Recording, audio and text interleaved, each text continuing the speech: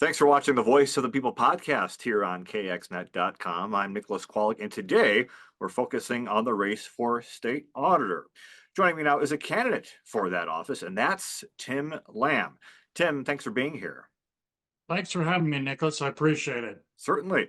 So, for those of our viewers who may have not got a chance to meet you in person or don't know that much about you, give us a little bit of background about yourself.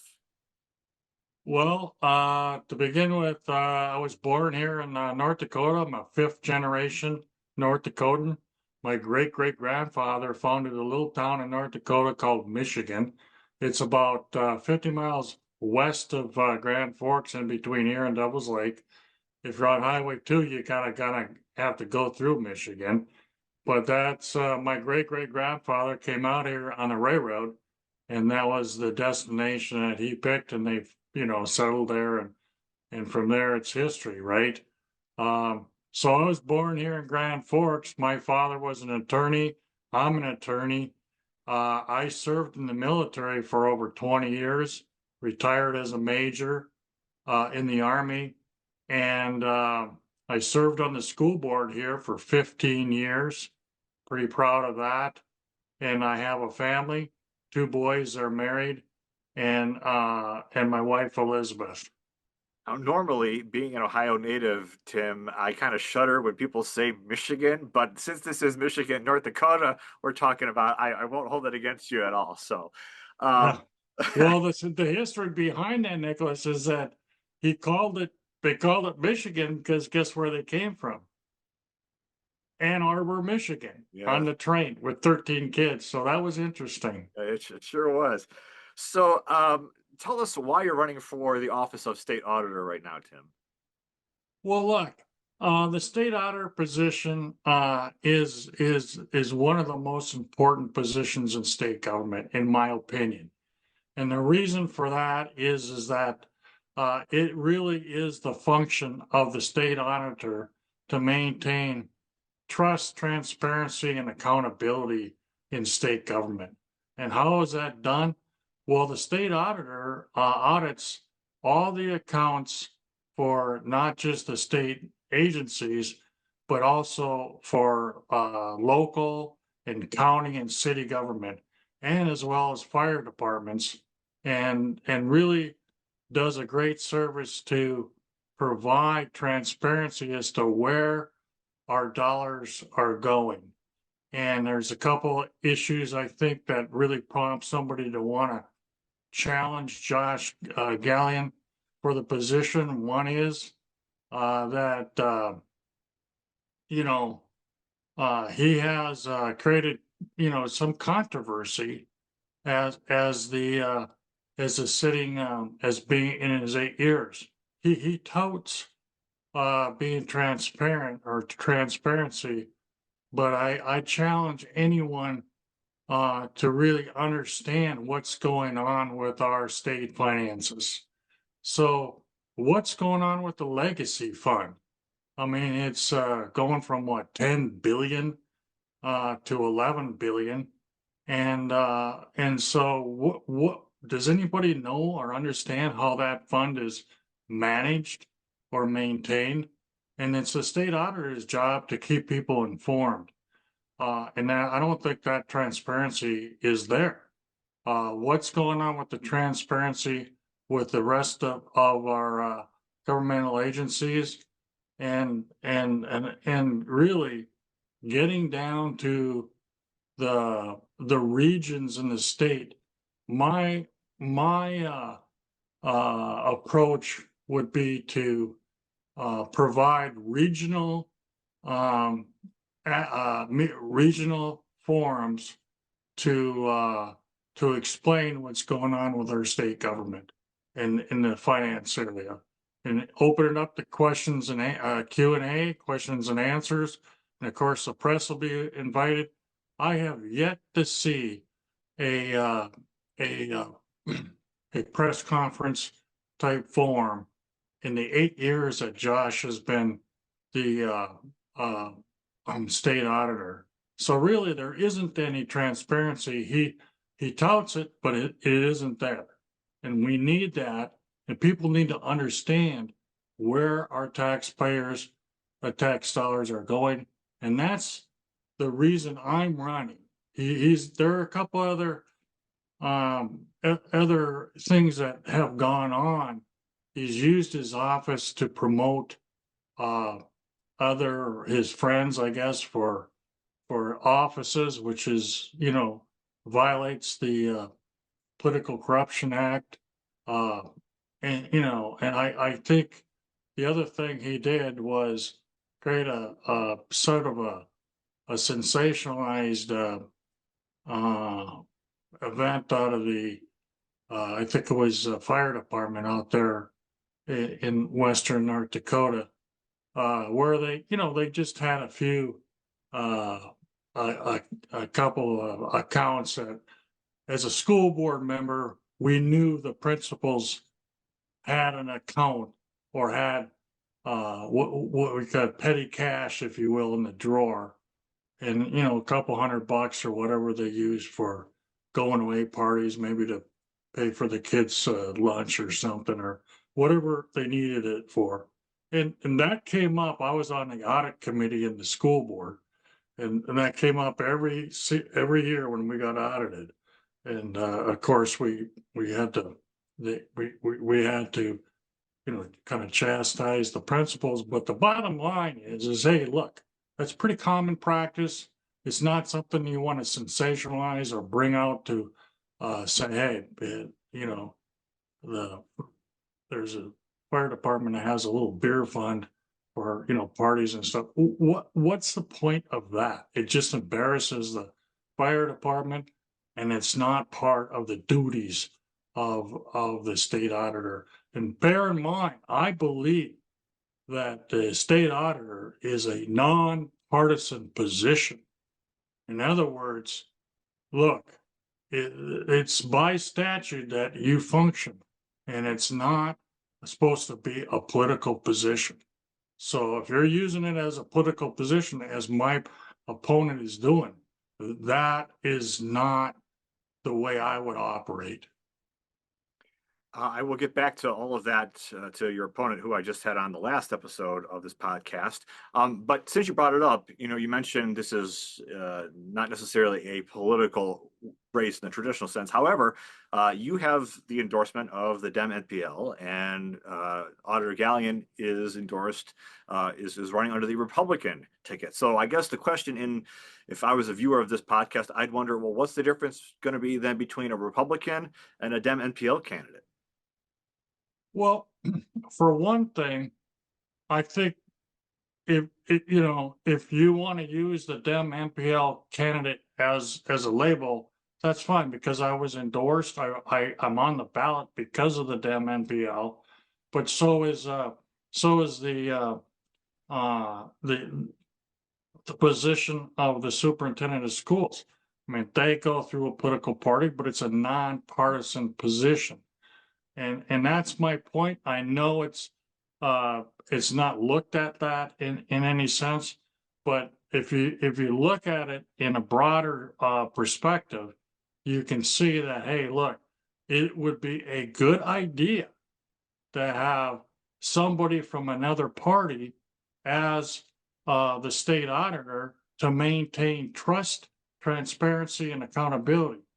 And I think that's why the Fargo Forum and the Grand Forks Herald endorsed me, endorsed Tim Lamb for the state auditor position, because they think that Josh Gillian is not going to provide that transparency and that accountability. He hasn't been doing it for 8 years. He's abused the position, and it's time for a change. Mm-hmm. So then, one other question regarding the party issue: how then do you encourage voters who will not vote just R or D in this case? How do you sort of invite voters to look at you as a candidate who may be unsure or independent? How do you go about doing that?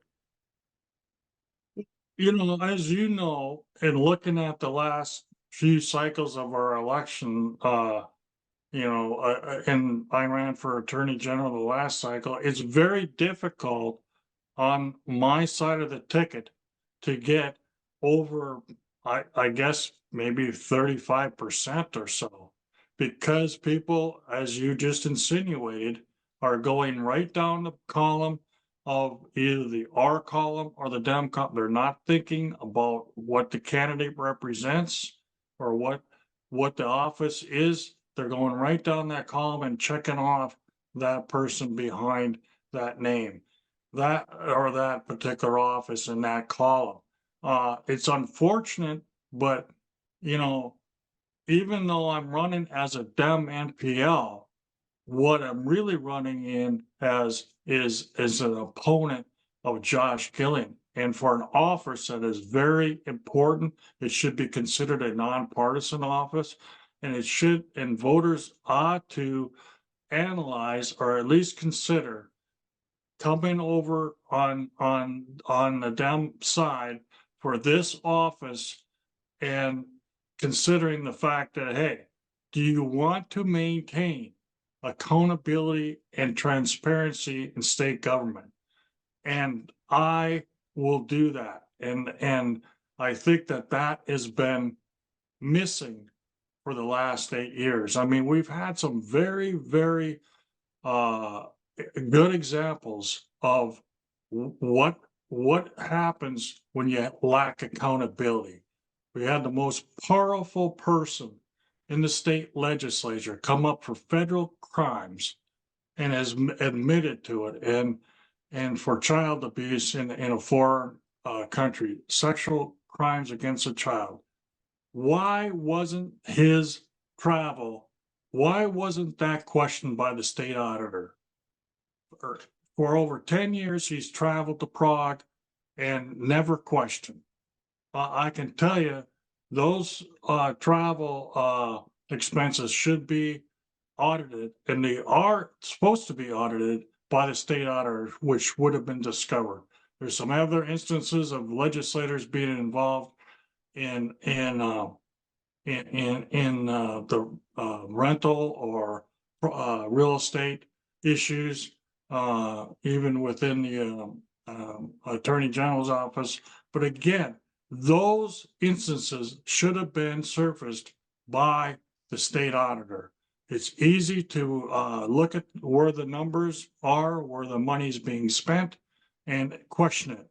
Question what is going on here. So that's important when you consider this office and why you want to vote for a Dem over a Republican GOP is because of these kind of instances that are happening time and time again in our state government, and we need to have somebody that's going to bring some transparency and accountability to state government. And that case that you were referring to just a moment ago with traveling to the Czech Republic is referring to former state senator Ray Holmberg. Just want to clarify that for our viewers. Now I'm in the unique situation, Tim, of doing a story when I first got here about some of the accusations being made against Auditor Gallion. Namely, when you talk about transparency, there was some criticism a couple of years ago of his office doing too many, and as you probably know, that his office's power was restricted because there were apparently too many audits coming out of his office. But fast forward now a couple of years, the legislature has passed that his office undergoes another audit. He's peer reviewed by a group of his peers on a national level. So I'm curious as to what more sort of transparency, besides the audits that he puts out himself, apparently twice as many as his predecessor, what sort of more transparency would you go beyond that if you were elected? Well, my plan is simply to provide to the citizens an accountability that is understandable and up to their questioning. And that includes the press. I'll open myself up, open up our books to the press and provide that explanation, which hasn't been done. And I challenge anyone that's saying that there's twice as many audits. Really, the audits are mandated by law. They're specified in the statute, and that's what you have to do.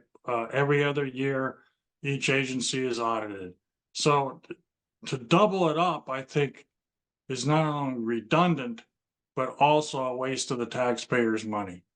Now, as far as transparency, I understand he's got peer review, but it's the first time in our history of our state that the legislature has mandated a performance audit. A performance audit is not an audit of the numbers. It's an audit of what that office of the state auditor is doing. Is it doing its job? And the audit looks at the performance, and that means that are you doing what the statute requires you to do? In other words, we would have a performance audit from time to time in the school board, and what that would do is provide to the school board information of how our administration is doing its job, not the numbers. The numbers are done in a statement and accountability audit, that, and those numbers are different than a performance. Are you performing your job correctly and according to the statute? In the Army, I was in the Army for 20 years. From time to time, we would have what you call an IG inspection, an Inspector General inspection. They would come down to our unit at the lowest level as a company commander in Germany, and they would look at every aspect of our operation, including your maintenance, your supply, your administration, your personnel, and how you're performing your mission. And that's kind of what a performance audit is. Are you performing your mission properly? And it's the first time in history that the legislature has mandated that. They don't do that just on a whim. They do it because there's been a number of complaints, and Josh is he's ignoring it. He's not cooperating. That's the first thing I would want to have done. If elected, I want to complete that performance audit, because I actually want to know, how that office is doing. That would provide me with some insight as to what's the efficiency, what's the effectiveness, what's the efficiency, are they performing up to the standards as in all the departments of the state audit. I would welcome that. I look forward to it. I know they authorized, I believe, $500,000 to do that. I mean, it shouldn't be difficult to find a qualified auditor to perform that kind of function of the state audit, and that I believe passed at the last legislature. So it's been almost 2 years now since that passed. It has not been done, which is an indictment on the state auditor. So let me ask you this, Tim. To what extent do you believe Auditor Gallion has been effective in his position? Well, that's a good question. I haven't really thought about that angle. I have a difficult time comparing him to previous auditors. I understand that they have made a transition, like all the departments in state government, to more online or digital type transparency. But again, that's great. Just like with the legacy fund, they have a site, you go to it and it shows, hey, every month they have a report. But look at those reports. If you can understand it, you must have a CPA, because they're very complicated. And the auditor, I think the auditor's responsibility, what I would do as the auditor, I would come around to communities and on a regional basis and explain what's going on with their city government, with their county government, with their fire departments, all aspects of what what is relevant and what matters to those people. So they know they have an assurance that things are going properly. Or on the other hand, if they're not going properly, what's going on? So as far as what Josh Kelly has done, you know, uh, I guess on a positive side, he has allowed that transition to happen, which is going on in all the state government agencies. You know, having websites, for example, the Secretary of State has a website, and if you go to it, you could see past elections and what's going on with business licenses and things of that nature. So I mean, it's more transparent. In other words, you don't have to call up the agency and ask them for information. You can go online and look at it. But and so that's been done in the department. That's commendable. But I just would challenge the fact that you can't stop there. People want to know what's going on with the state government. What's going on with the $11 billion legacy fund? I think it's a very admirable fund to have because, obviously we're not going to be able to have oil reserves, the revenue from oil for, our lifetime, so to speak. It's a finite type of a tax. And it would be very it's a very worthwhile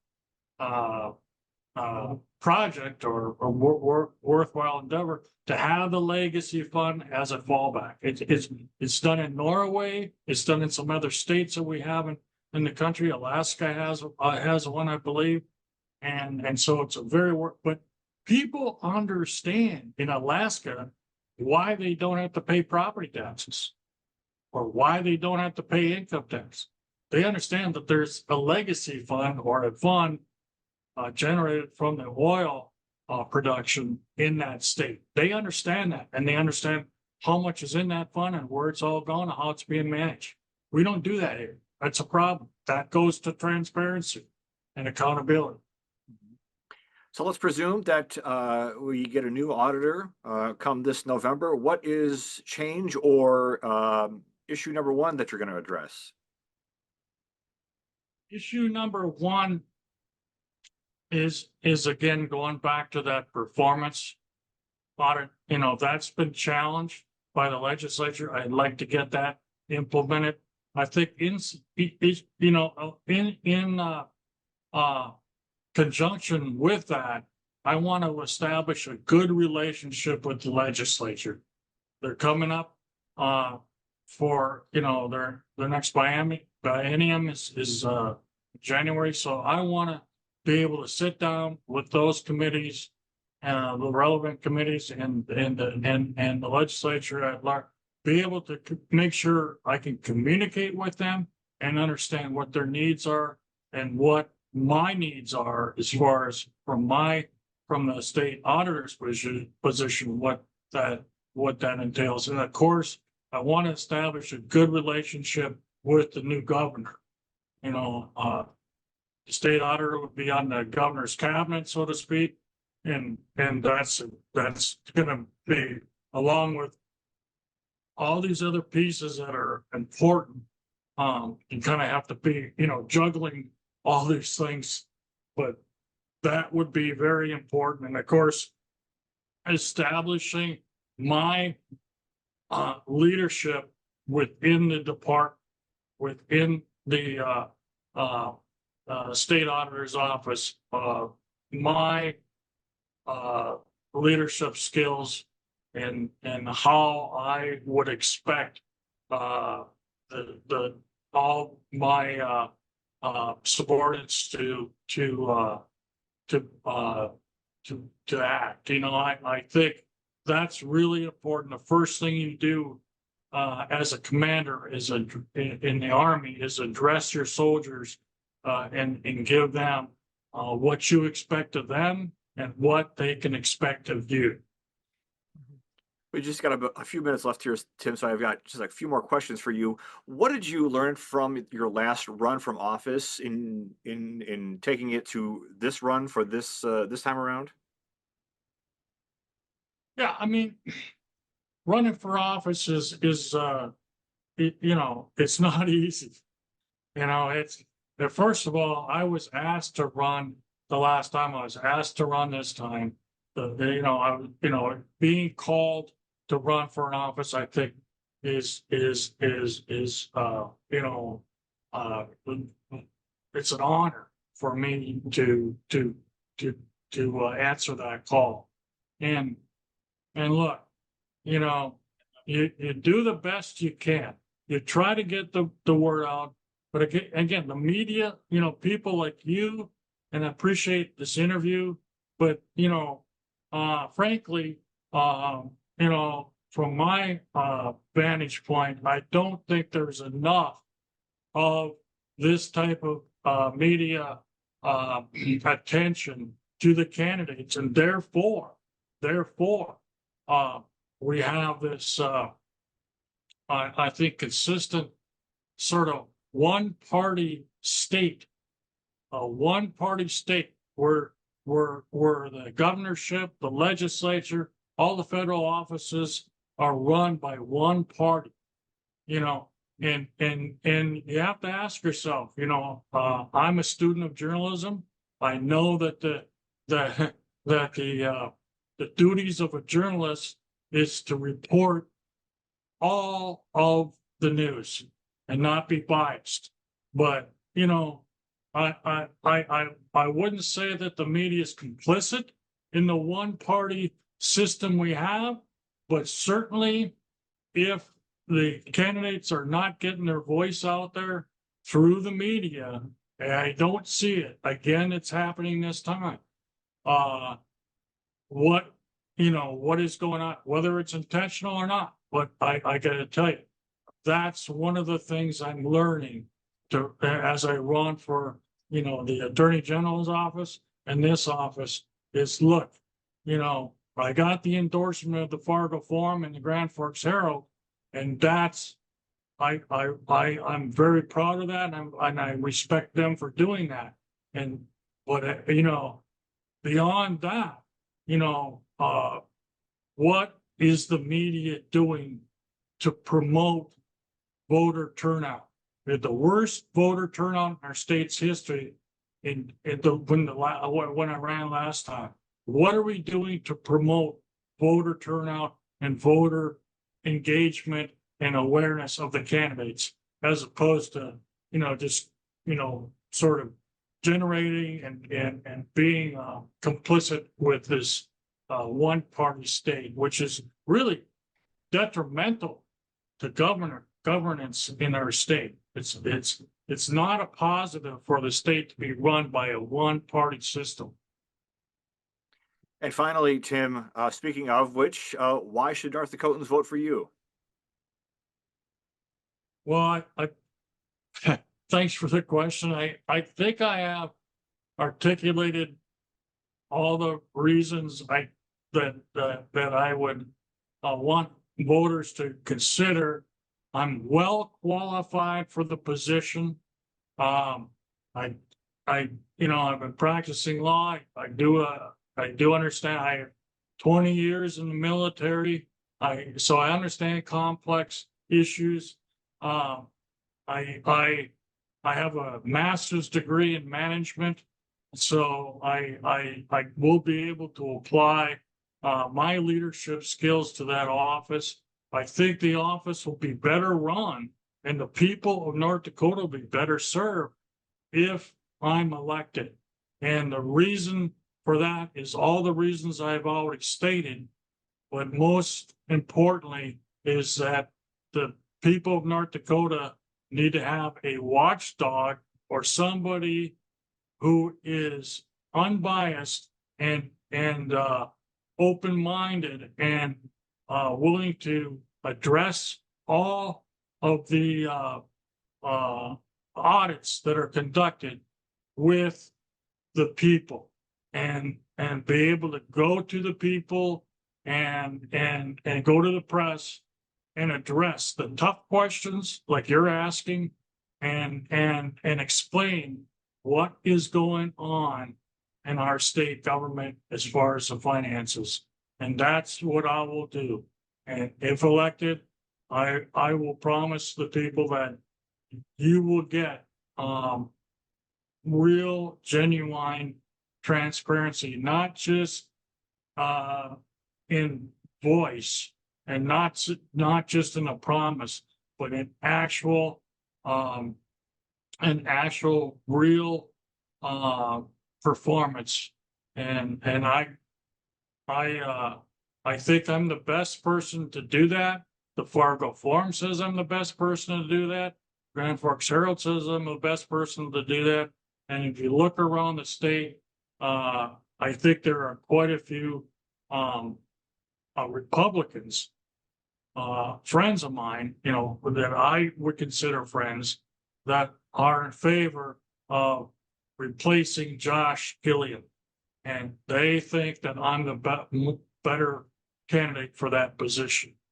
So I think that those people that are looking for somebody that is genuine, that's going to be true to their interests and be best for the state of North Dakota should vote for Tim Lamb for state auditor. Okay. Tim Lamb, thank you so much for joining me, and thank you for watching the Voice of the People podcast here on kxnet.com. We'll be back soon with more on the questions and answers affecting you, because remember, it's your voice that matters, the voice of the people.